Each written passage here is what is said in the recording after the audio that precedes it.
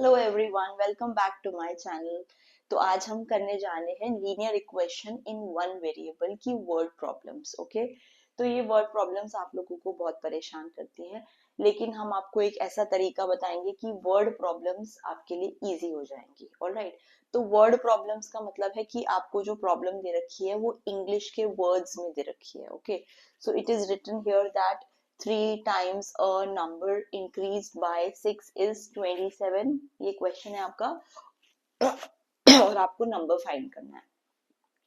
तो ये आपको एक इंग्लिश स्टेटमेंट दे रखी है। ऑलराइट, इंग्लिश स्टेटमेंट दे रखी है और अब हम क्या करेंगे, इसको हमारा इंटेंशन है कि इसको मैथमेटिकल इक्वेशन में कन्वर्ट करना और उसको सॉल्व करना। ओके, तो ये इंग्लिश इक्वेशन को हम क्या करेंगे, अब इंग्लिश इक्वेशन को हम मैथमेटिकल इक्वेशन में कन्वर्ट करेंगे। ओके, आपको कुछ नहीं करना है, सिर्फ कन्वर्जन कर रहे हैं। देखिए हम कैसे कन्वर्जन कर रहे हैं, मैं एरो के थ्रू लिखती जाऊंगी और आप समझते जाइएगा।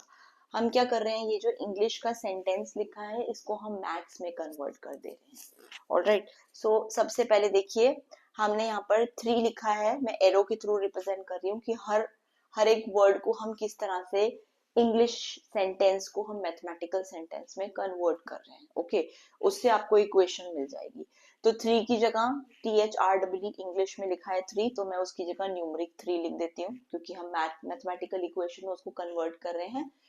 टाइम्स की जगह हमें सब पता है, टाइम्स की जगह हमें मल्टीप्लाई लिखना होता है। तो टाइम्स का मतलब क्या होता है, मैं यहाँ पर लिख देती हूँ, जब भी आपको दिखे टाइम्स तो उसका मतलब है मल्टीप्लाई। ये आप याद रखिए कि टाइम्स की जगह आपको मल्टीप्लीकेशन लगाना है। ओके, तो मैंने क्या करा, 3 की जगह मैंने न्यूमरिक 3 लिख दिया, टाइम्स की जगह मैंने मल्टीप्लाई लिख दिया। ओके, और नंबर अभी हमें पता नहीं है, हमें फाइंड करना है, तो उससे पहले ही हम ले लेते हैं लेट नंबर बी एक्स। हम नंबर को ले लेते हैं x। अब ये x क्या होता है, x से बच्चे बहुत डरते हैं, लेकिन x कुछ नहीं है, x एक अननोन वेरिएबल है। ओके, कोई भी चीज आपको नहीं पता है, अगर आपको मेरा नाम नहीं पता है सपोजिंगली, तो आप मुझे x बोलेंगे कि मुझे मेरा नाम नहीं पता है।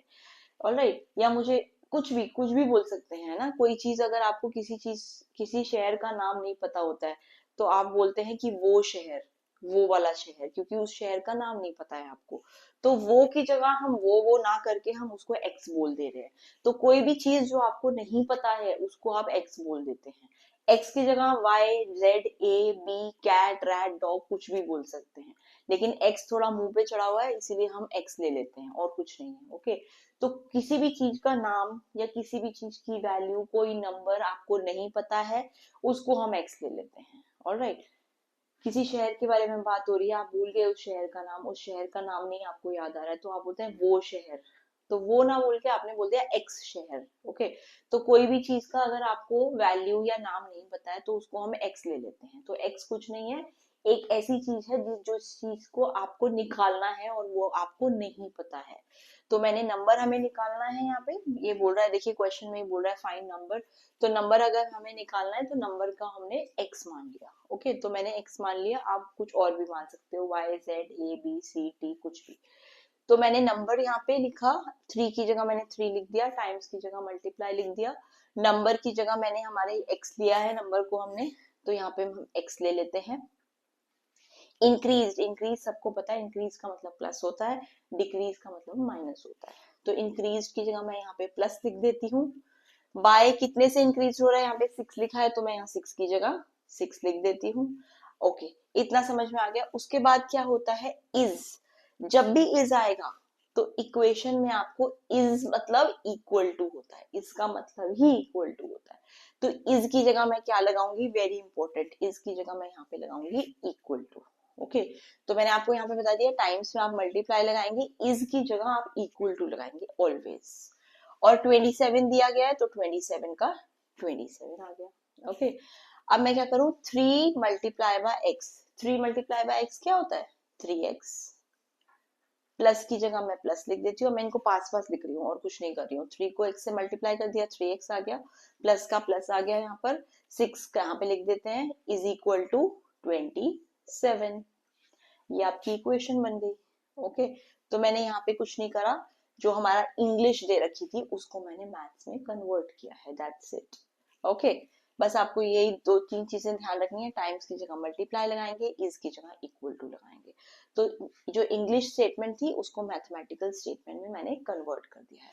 अब आप इसको सॉल्व कर सकते हैं। सिंपल सॉल्व करने का तरीका वही है कि आपको x की वैल्यू निकालनी है, और x की वैल्यू निकालने के लिए आपको लेफ्ट साइड पे x को अकेला छोड़ना होगा। ओके, तो ये लेफ्ट साइड है, ये राइट साइड है आपकी। दिस इज LHS जिसको हम लेफ्ट हैंड साइड बोलते हैं, दिस इज RHS जिसको हम राइट हैंड साइड बोलते हैं।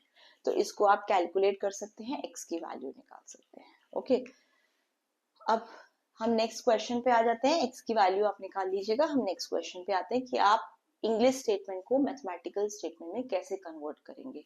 अब देखिए, दोबारा से देखिए, यहाँ पर ये 5 है, तो मैंने यहाँ पे 5 की जगह न्यूमरिक जो FIVE 5 लिखा था उसकी जगह मैंने न्यूमरिक 5 लिख दिया। टाइम्स की जगह मैंने मल्टीप्लाई लिख दिया, जैसे कि ऑलरेडी बताया। नंबर हमने क्या लिया है अभी, x दिया है, तो वापस हमने x लिख दिया। टाइम्स की जगह मल्टीप्लाई, नंबर की जगह हमने x लिखा है, डिक्रीज की जगह माइनस लिखेंगे। ओके, इंक्रीज की जगह प्लस लिखा था, डिक्रीज की जगह माइनस लिखेंगे। बाय कितने से डिक्रीज हुआ है, 5 की जगह 5 लिखेंगे। उसके बाद आता है इज की जगह हम इक्वल टू लिखते हैं हमेशा, तो इज की जगह इक्वल टू लिख दिया, और 30 की जगह 30। अंडरस्टैंड? तो मैंने कुछ नहीं करा, मैंने बस जो इंग्लिश स्टेटमेंट दे रखी थी उसको मैंने मैथमेटिकल में कन्वर्ट किया है। अब इनको हम पास पास लिख देते हैं जिससे वो इक्वेशन प्रॉपर नजर आए। तो 5 मल्टीप्लाई बाय x हमारा हो गया 5x। ओके, माइनस की जगह हमने माइनस ले लिया, यहाँ 5 हम उसके बाद 5 होता है, इज इक्वल टू 30। तो अब हमारी ये इक्वेशन निकल के आई है जिसमें कि हम x की वैल्यू निकाल सकते हैं। ओके, तो ये x की वैल्यू आप निकाल लीजिएगा। अभी इस वीडियो में हम ये डिस्कस करें कि आपको इंग्लिश स्टेटमेंट को मैथमेटिकल स्टेटमेंट में कैसे कन्वर्ट करना है। So I hope this video will help you. Even यही छोटे क्वेश्चन ही नहीं, आप बड़े क्वेश्चन भी इसी तरह से कर सकते हैं। आप जो इंग्लिश स्टेटमेंट दे रखी है उसको मैथमेटिकल इक्वेशन में ऐसे ही एरो वाइज कन्वर्ट कर सकते हैं एक एक करके। Alright, so I'll come up with more such questions. For that you'll have to subscribe to my channel and like this video, share with your friends. Thank you so much.